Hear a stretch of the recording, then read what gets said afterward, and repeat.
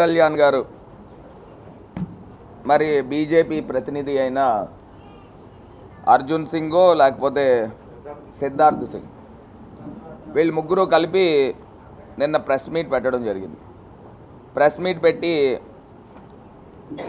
Telugu Desam party అంటే ఇది NDA manifesto కాదంటండి, ఇది కేవలం ఆంధ్రప్రదేశ్కి సంబంధించిన తెలుగుదేశం మేనిఫెస్టో మటికే అన్న విధంగా నిన్న ప్రెస్ మీట్ సాగడం జరిగింది. ఆ ప్రెస్ మీట్లో కూడా నిన్న విజువల్స్ అందరూ చూసే ఉంటారు నాకు తెలిసి. ఆ విజువల్స్ కూడా ఏ రకంగా ఉన్నాయి, బీజేపీ ఎంత రిలక్టెంట్గా ఉంది. ఆయన పాపం సిద్ధార్థ్ సింగ్ అన్న అతనికి అర్థం కావట్లేదు, వీళ్ళు మేనిఫెస్టో పట్టుకుంటే మాకు అంటుకుపోద్దా, వీళ్ళు మేనిఫెస్టో పెడితే ఈ చంద్రబాబు నాయుడు నోటుకొచ్చిన హామీలు ఇచ్చాడు. అతని పేరే ఆల్ ఫ్రీ బాబు. దివంగత నేత రాజశేఖర్ రెడ్డి గారు ఆ రోజే చెప్పారు, బాబు నీ పేరు చంద్రబాబు కాదు, నీ పేరు ఆల్ ఫ్రీ బాబు అని. సేమ్ అదే తరహాలో దేశంలో ఎక్కడా లేనంత విధంగా ఆయన హామీలు ఇచ్చుకుంటూనే పోతానన్నాడు.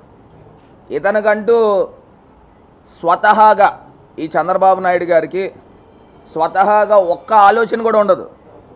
పక్కనోడిది కాపీ కొడదాం, కిందనేమో దక్షిణాన కర్ణాటకలో ఇచ్చిన మేనిఫెస్టోని కాపీ కొట్టారు. వాళ్ళు ఏదో సూపర్ 6 అంటే ఈయన సూపర్ 6. ఏమన్నా ఇచ్చారా? ఏమీ ఇవ్వకుండా ఈయన పొత్తు ఎందుకు పెట్టుకున్నాడు? రాజమండ్రి సెంట్రల్ జైల్ చంద్రబాబు నాయుడు గారు ఎదురు చూస్తూ ఉంది మీ గురించి. 2024 ఎలాగ ఓడిపోతారు ఎదురు చూస్తూ ఉంది.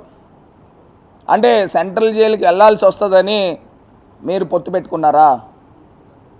బీజేపీతో పొత్తు పెట్టుకున్నారా? అంటే కేంద్ర పెద్దలు మిమ్మల్ని కాస్తారని పొత్తు పెట్టుకున్నారా? అంటే ఇక్కడ దీన్ని బట్టి అర్థమైంది ఏంటంటే ఇక్కడ ప్రజల బాగోగుల గురించి ఈయన పొత్తు పెట్టుకోలేదండి. కేవలము ఈయన కొడుకు జైలుకి వెళ్ళాల్సి వస్తుందని ఆయన బీజేపీతో పొత్తు పెట్టుకున్నారనేది వాస్తవమైన విషయంగా కాపీలు తీపించు, 10 కాపీలు వాస్తవమైన విషయంగా ఇవాళ ప్రజలందరికీ కూడా తెలియపరుస్తూ ఉన్నా. ఇది కాదా అభివృద్ధి అంటే? పేద ప్రజలను అందరినీ కూడా పైకి తీసుకొస్తూ ఉంటే ఇది కాదా అభివృద్ధి అంటే? ఈ చంద్రబాబు నాయుడు గారు ప్రజల్ని ఒక్కసారి ఒకటే మాట చెప్పమని, ఒకటే మాట ఆలోచన చేయమని కోరుతా ఉన్నా. ఫైనల్గా చెప్తా ఉన్నా, వెన్నుపోటు పొడిచి సొంత మామకు వెన్నుపోటు పొడిచి కుర్చీ ఎక్కాడు. 1999లో వాజ్పేయి గారు కార్గిల్ వారు ఫుల్ ఇమేజ్ ఉంది, ఆయన్ని అడ్డు పెట్టుకుని కుర్చీ ఎక్కాడు. 2014లో నరేంద్ర మోడీ గారి గాలి నడుస్తూ ఉంది, ఆయన్ని అడ్డు పెట్టుకుని కుర్చీ ఎక్కాడు. 3 సార్లు కుర్చీ ఎక్కిన చంద్రబాబు నాయుడు స్వతహాగా ఎక్కినవాడు కాదండి. He is not a son. ఇంకొకళ్ళ ఆకర్షణ ఈయన లాక్కుని ఈయన పైకి వస్తాడు తప్పితే ఈయన సొంతంగా వచ్చేదానికి ఏం లేదు.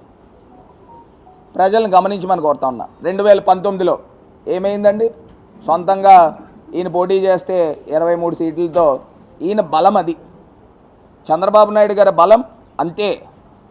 జగనన్న గారికి చంద్రబాబు నాయుడు గారికి నక్కకి నాగలోకానికి ఉన్నంత తేడా ఉంది. జగనన్న ఇక్కడెక్కడో ఉంటే చంద్రబాబు నాయుడు గారు ఇక్కడ ఉన్నారు.